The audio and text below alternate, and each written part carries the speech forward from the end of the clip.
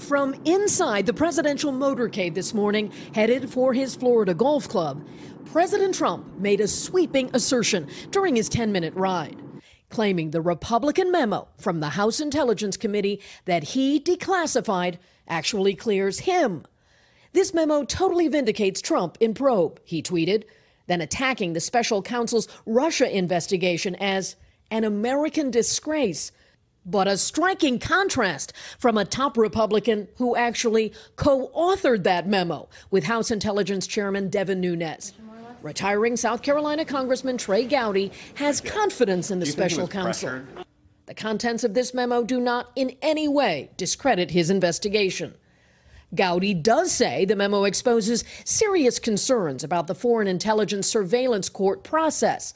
Republicans allege the memo reveals partisan bias at the Justice Department because top officials used a dossier of opposition research on Donald Trump to request surveillance on Trump campaign aide Carter Page. The impetus for those warrants they pushed forth in the court was a political document that is full of holes and was used and paid for by opposition research. I mean, that's very, very damaging.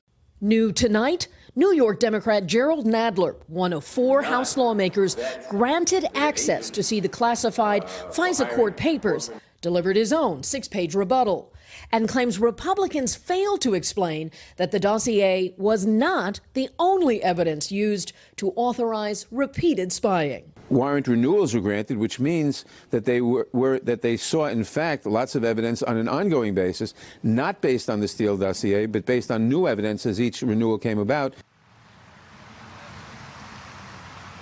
And this week, Democrats on the House Intelligence Committee say they will again demand that their Republican colleagues vote to release a second memo, the Democrats' version of events.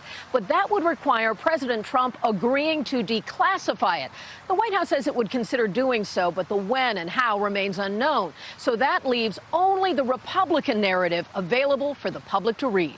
Hey, NBC News fans, thanks for checking out our YouTube channel. Subscribe by clicking on that button down here.